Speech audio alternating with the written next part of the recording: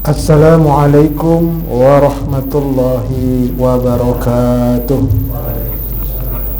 Innal hamdalillahi nahmaduhu wa nasta'inuhu wa nastaghfiruh wa na'udzu billahi min shururi anfusina wa min sayyiati a'malina. Man yahdihillahu fala mudilla lahu wa may yudlil fala hadiyalah. Ashhadu an la ilaha illallah wahdahu la syarika lah wa ashhadu anna Muhammadan abduhu wa rasuluhu la nabiyya ba'dah. Allahumma salli wa sallim ala hadzal nabiyil karim nabiyyina Muhammadin wa ala alihi wa sahbihi ajma'in. Amma ba'du, fa ya ibadallah, usikum wa nafsi bitaqwallah faqad fazal muttaqun. Qala Allah subhanahu wa ta'ala fi muhkami tanzilih, a'udzu billahi minasy syaithanir rajim. Ya ayyuhalladzina amanu ittaqullaha haqqa tuqatih wa la tamutunna illa wa antum muslimun. Wa qala an-nabiy sallallahu alaihi wasallam, ittaqillaha haitsu ma kunta wa atbi'is sayyi'atal hasanata tamhuha wa khaliqin nasa bi khuluqin hasan. Ma'asyiral muslimin, jamaah salat Jumat rahimani wa rahimakumullahu jami'a. Semoga Allah mencurahkan rahmatnya kepada kita semua. Melalui mimbar yang sangat mulia ini, saya selaku khatib senantiasa berwasiat bil khusus kepada diri dan keluarga saya, juga kepada jamaah sekalian. Marilah kita senantiasa meningkatkan kualitas keimanan dan ketakwaan kita kehadiran Allah subhanahu wa ta'ala. Mengenal eksistensi diri dan tempat kembali, inilah tema yang akan saya bawakan pada kesempatan khutbah yang mulia ini. Banyak orang sudah seumur kita ini tidak mengenal diri, kemudian menjadi orang yang tidak tahu diri. Kok dia duduk di situ ya? Apa dia nggak tahu dirinya siapa? Ada seperti itu. Ada juga menjadi orang tidak sadar diri bahwa dia akan mati. Nggak sadar-sadar dia. Banyak juga orang yang menjadi lupa diri. Lupa dia apa yang harus dia persiapkan, kemana dia akan kembali. Dan tidak sedikit orang yang mati gantung diri. Oleh karena itu, yuk sama-sama kita kenali eksistensi diri kita dan kemana kita akan kembali. Ketika baru saja menguburkan mayat, salah seorang berkata begini, kita baru saja mengantarkan sahabat kita ke tempat peristirahatan yang terakhir. Itu salah, karena kuburan itu bukan tempat terakhir, tetapi kuburan itu adalah tempat persinggahan yang kelima dari 13 alam yang akan kita lalui. Dunia ini adalah alam yang ketiga. Masih ada 10 alam di hadapan kita, dan sudah 2 alam kita lewati. Mari kita lihat. Alam yang pertama disebut dengan alam Jabarut, alam tanpa gambaran. Belum bisa disebut sebagai manusia karena masih terpisah-pisah. Jasadnya entah di mana, nyawanya pun tidak diketahui di mana, ruhnya juga demikian, serta korinnya pun masih entah di mana. Nah, alam Jabarut ini disebutkan dalam surah Al-Insan ayat yang pertama. A'udzubillahi minasyaitonir rajim. Hal ata 'alal insani hinum minad dahri lam yakun syai'am mazkura. Bukankah telah pernah datang atas manusia satu waktu waktu dari masa di mana ketika itu mereka belum bisa disebut sebagai manusia. Nah, itu namanya alam jabarut. Surah Al-Insan ayat yang pertama. Di mana itu Ustaz? Digaibkan oleh Allah. Kepada yang gaib Allah berfirman, alladzina yu'minuna bil ghaibi. Dari alam jabarut kita dipindahkan ke alam yang kedua, yaitu alam rahim. Rahim ini adalah salah satu nama Allah dari 99. Allahu Ar-Rahman Ar-Rahim. Jadi rahim diletakkan di perut ibu untuk tempat jabang bayi dibentuk di sana. Nah, jadi Allah berfirman di dalam surah Ali Imran ayat yang ke-6, huwallazi yusawwirukum fil arhami kaifa yasha la ilaha illa huwal azizul hakim.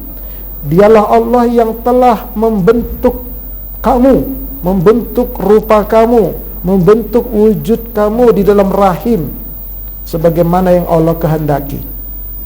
Jadi Allah ciptakan ada 10 cetakan manusia di dunia ini. Makanya kalau kita pernah melihat, kok bapak ini mirip dengan bapak di sana ya. Saya di Jakarta ini dan sekitarnya ada sekitar 5 orang yang mirip, padahal lain bapak lain ibu. Kok bisa mirip? Itu satu cetakan Allah yang membentuk dalam rahim. Nah, itu kalau kita kenali, Allah yang mencipta, Allah yang membentuk.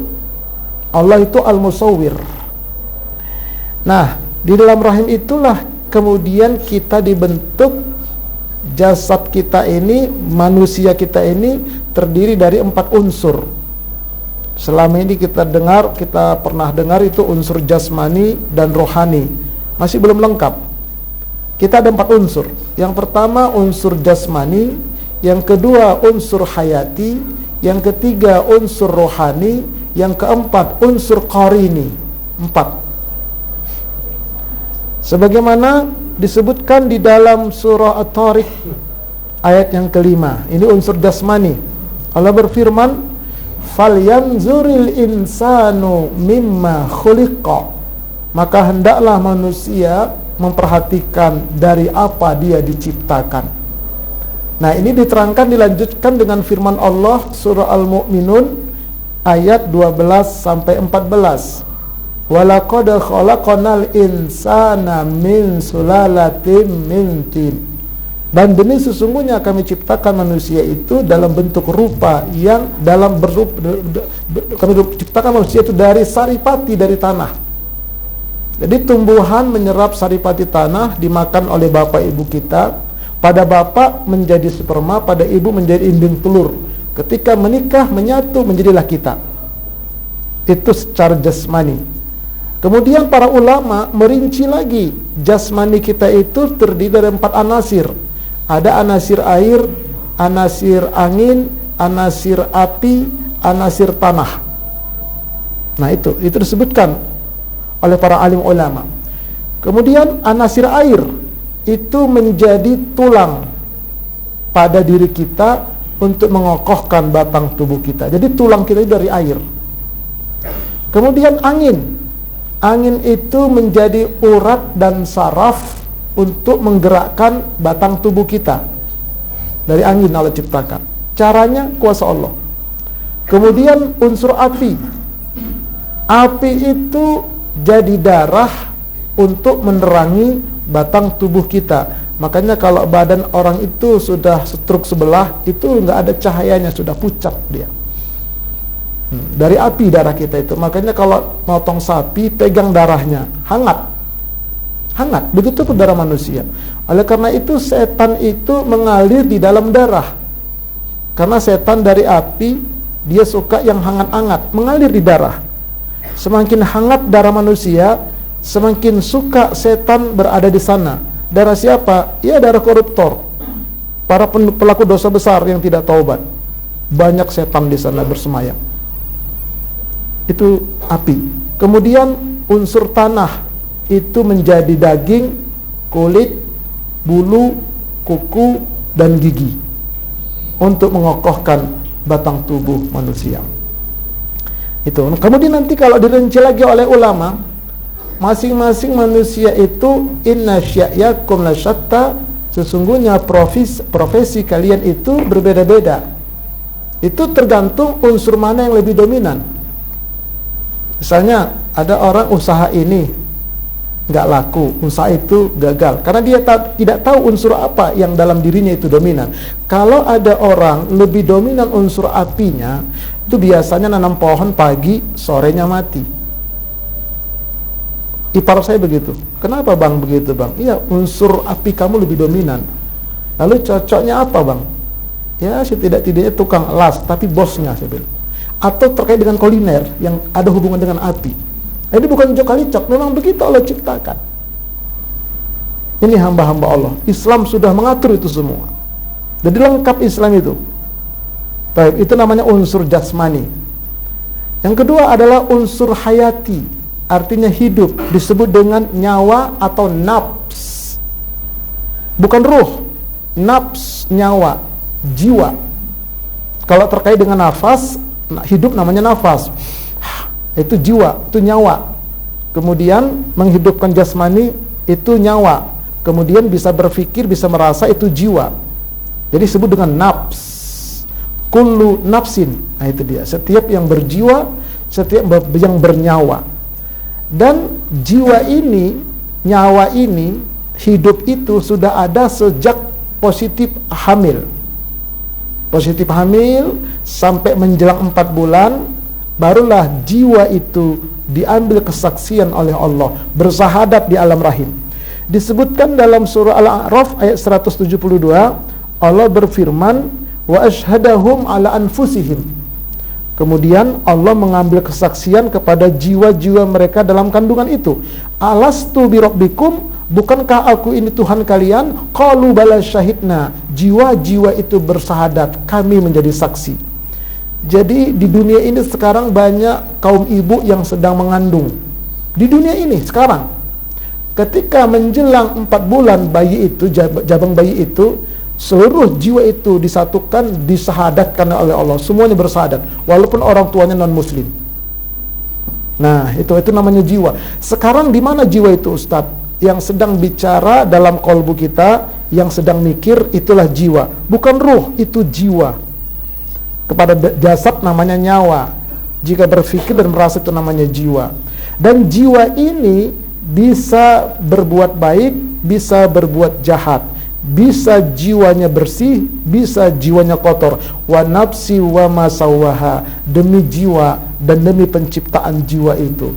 Fa alhamaha fujuraha wa taqwaha. Lalu Allah ilhamkan kepada jiwa itu potensi keburukan dan potensi kebaikan. Qad aflaha man zakkaha, beruntunglah orang yang membersihkan jiwanya. Wa qad khaba man dassaha, sungguh rugi orang mengotori jiwanya.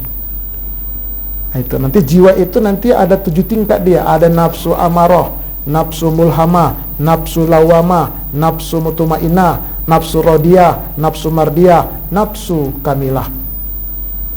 Nah itu jiwa itu. Dan jiwa ini yang berdosa. Jiwa ini yang harus didoakan, bukan ruh. Maaf, selama ini kita sering mendengar ila ruh, ila arwah.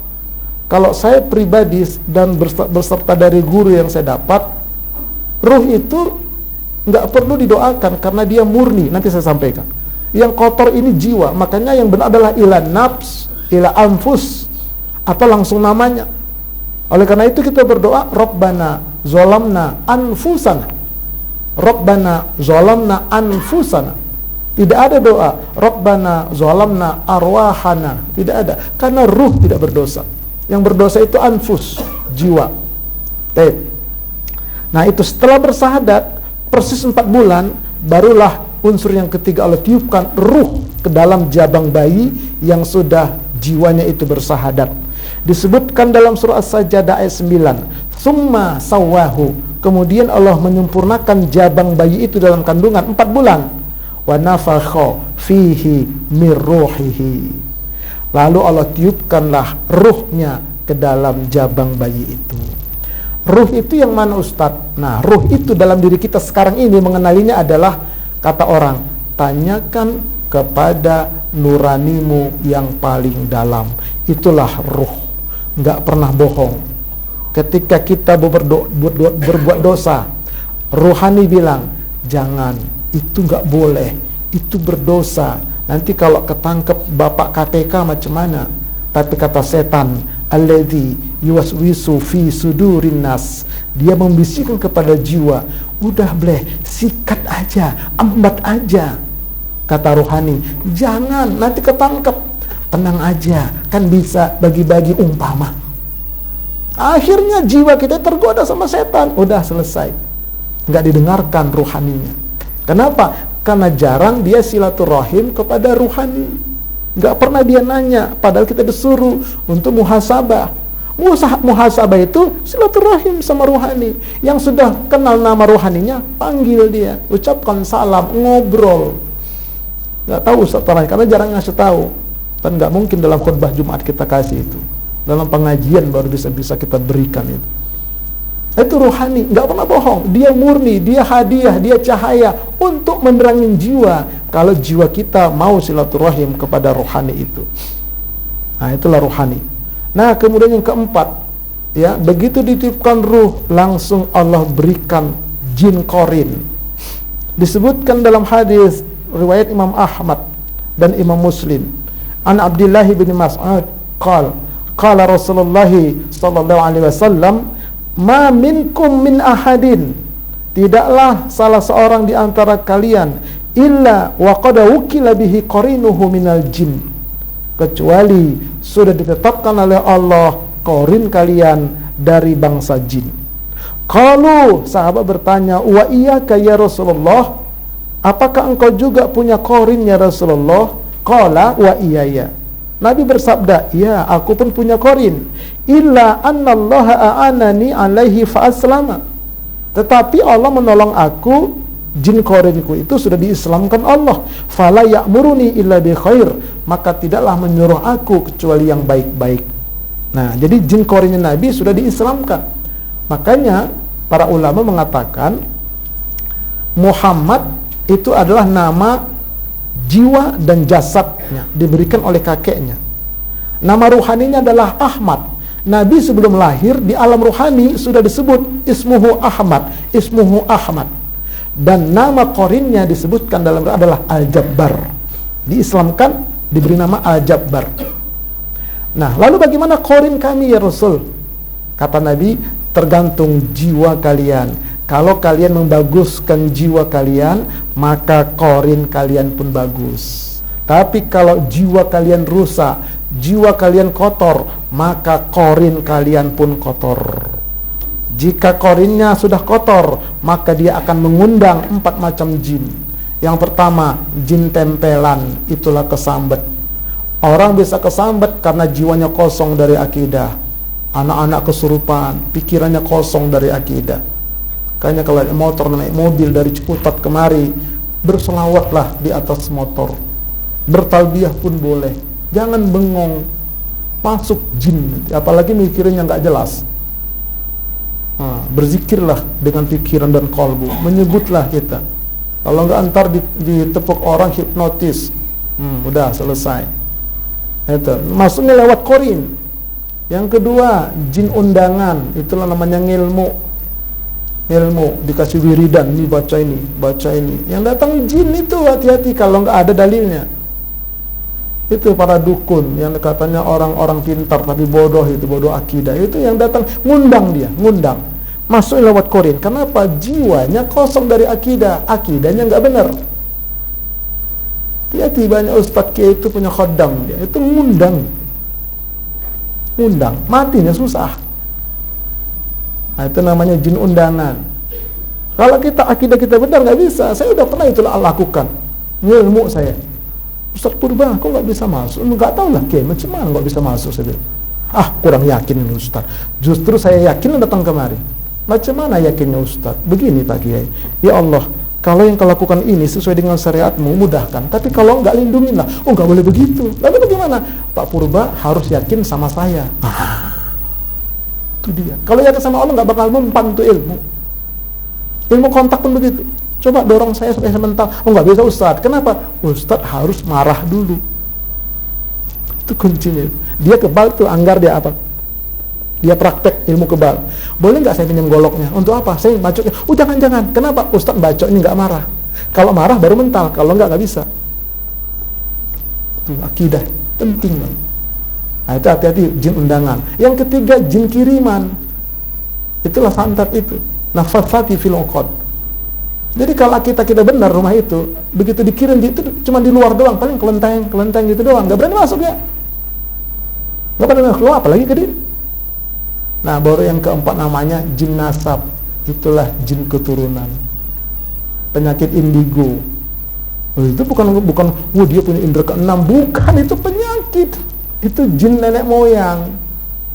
Kok aku nggak dapat? Karena antum keturunan ke-8, sumpahnya 7 turunan. Emang begitu, bukan lebih emang begitu. Apalagi negeri kita ini kan, negeri klinik. Nenek moyang saya dari Batak itu banyak tuh raja-raja. Di belakang saya ini banyak jin. Dukun pernah bilang itu banyak ustadz di belakang antum. Kenapa nggak diambil? Enggak, kau di sana ya, saya bilang. Aku di sini. Lakum a'malukum, lana a'maluna. Itu namanya jin nasab. Hati-hati di akhir zaman ini banyaklah pengikut Dajjal nanti. Nah terakhir, kemana kembalinya?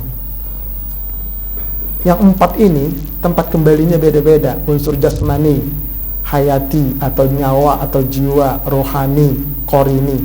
Ini pulangnya beda. Nanti kiamat disatukan lagi. Nah disebutkan diantaranya yang Allah berfirman di dalam surat Toha ayat 55. Minha khalaqnakum wa fiha nu'idukum wa minha nukhrijukum taratan ukhra. Jasmani, daripadanya kami ciptakan kalian, di dalamnya kami kembalikan kalian, dan nanti di akhirat kami bangkitkan kalian. Jadi artinya apa? Jasmani kita pulang kembalinya adalah ke kuburan. Ya, 2 kali 3 panjangnya tergantung yang gali. Itulah untuk jasad kita. Oke. Nah, kemudian jiwa kita, nyawa kita itu kembali kemana? Ada 3 kemungkinan. Pertama, dia dimasukkan ke dalam barzakh. Wa mi waraihim barzakhun. Di hadapan mereka adalah barzakh. Barzakh itu dinding, tembok, atau sangkar burung. Dimasukkan ke dalam. Diletakkan di mana? Pertama, jejer dengan jasad. Dalam kubur. Nah, makanya di sini nanti ada nikmat kubur, ada azab kubur, jiwanya itu. Siapa yang diazab? Inilah muslim maksiat. Yang dapat nikmat orang mukmin. Nah, itu makanya kita doakan. Itu yang pertama, ya, sejajar dengan kubur. Tapi ada yang diletakkan di bawah kubur, namanya si jin. Di kerangkeng, taruh di bawah kubur. Nah, ini tersiksa semua. Siapa mereka? Pertama, muslim fasik. Ngaku Islam, tidak menjalankan rukun Islam sampai mati. Yang kedua, muslim musyrik, muslim munafik, berkata dusta, berjanji ingkar, dipercaya khianat. Yang ketiga, muslim musyrik, na'budu kepada Allah, nasta'in ke Gunung Kawi. Yang keempat, orang-orang murtad hakikat, murtad nilai. Yang kelima, orang kafir. Itu di si jin ditempatkan jiwanya. Nah, kemudian yang terakhir adalah jiwa yang keiliin. Begitu meninggal, roh itu innalillahi wa inna ilaihi raji'un. Roh itu Allah tiupkan dari iliin, tempat yang tinggi. Nah, makanya suruh pulang. Kata roh, ayo kita pulang. Jiwanya mutmainnah, ya ayatuhan nafsul mutmainnah, irji'i ila rabbiki. Ayo pulang bareng, dibawa roh. Di mana? Di iliin, tempat yang tinggi. Itulah yang paling mulia. Siapa mereka? Itulah jiwa orang yang muttaqin. Puasa supaya takwa, haji umroh supaya takwa, kalau betul-betul dijiwai dan sesuai dengan syariat. Tapi sedikit yang kesana kembalinya, kebanyakan ke kuburan atau bahkan ke sijin. Paling akhir korin di mana? Korin itulah gentayangan di atas kubur. Jadi nggak ada roh gentayangan. Yang sering nampak itu rohnya Ustaz, bukan. Itu korinnya, hantunya. Kalau terjadi kecelakaan, mati di situ, sering nampak, itu korinnya itu. Situ balik dia ke kuburan, bolak-balik aja. Ustadz katanya di rumah kita wangi, datang arwah nenek, bukan arwah, itu korinnya. Kalau orang baik wangi dia, kalau orang jahat bau dia. Makanya kita nggak boleh nyuguh ke mbak, itu nyuguh ke korin. ke hantunya. Di Medan juga ada nyungguh-nyungguh begitu. Saya bilang haram ke keluarga saya, nggak boleh itu. Ke hantunya itu. Nah itu sebagian ditangkapin oleh dukun, jadikan ilmu santet. Yang kesurupan, siapa kamu? Saya ini, itu korinnya, hantunya.